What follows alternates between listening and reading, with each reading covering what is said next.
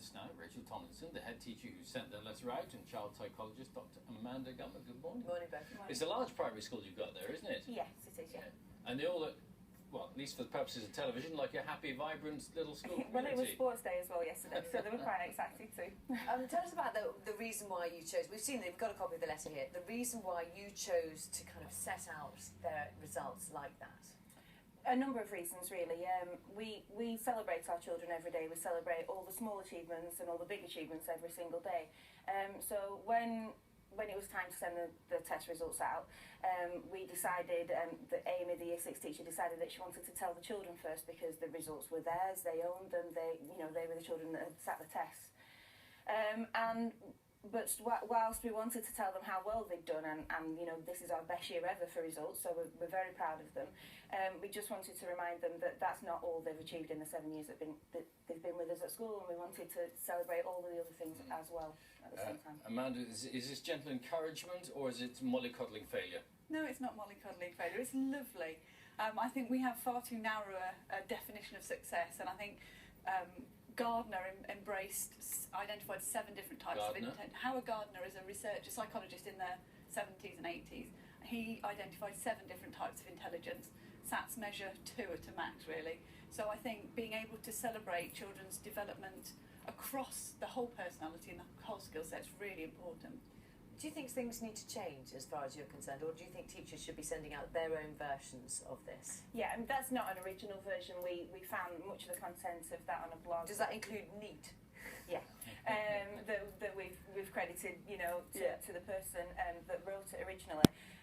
But I think a lot of schools do what we do, and the curriculum is far wider than English and maths, and rightly so. And we celebrate all of those skills that are important to make our children employable, to make them really good citizens as well. Well, it has opened up this whole discussion really about testing and whether there's too much of it, and is it the right kind? Yeah, one of the things I really liked about the letter was the fact it talked about being a good friend and the importance of friendship, and social skills and emotional development are really undervalued. So I think it's great to highlight that. I think it could have been made even more effective if it had been more personal, because there are things in that letter that may not apply to everybody. Things like if you've got a little brother or sister, or if you do this. Children who none of that apply to may not recognise themselves in the letter. So I think it's a lovely idea, and I think it's great, but I think the messages could be even more powerful if they were made more personal. Okay. And I agree with you. Our school reports will go out on Thursday or Friday, if I ever get to finish them this week.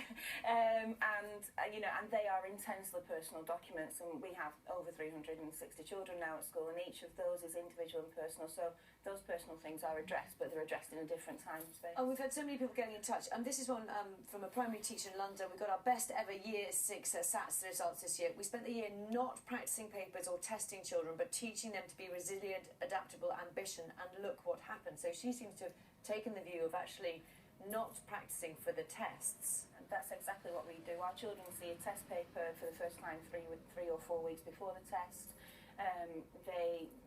We don't spend months and months coaching. We carry on business as normal until about 3 weeks before the test, and then it's like passing driving tests. It's been very popular with a lot of our viewers on Facebook this morning. However, one person's written that a primary school head has felt her school's results are bad enough to merit a morale-boosting letter says much about the quality of teaching at the school. Either that, or she's deliberately trying to undermine the value of tests and exams in the eyes of her pupils, and that is a bad thing. Absolutely not. We're celebrating. I think that, we've said in there a number of times, be really proud of these results. They're really fantastic. It is our best year. Our children have made fantastic progress. So we're not undervaluing them, we're just saying it's just part of who you are. It's lovely to speak to you. Thank you very much indeed.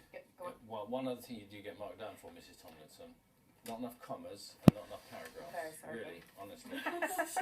Can you take it away and come back in the next hour? Well, He's if probably you made do some it with a marks. pen, that'd be great. I think he's made some marks already. Thank you very much. And lots of you talking about it. Maggie, we must place much more emphasis on the whole person, ensure our students recognise academic achievement is only part of what they bring to the world.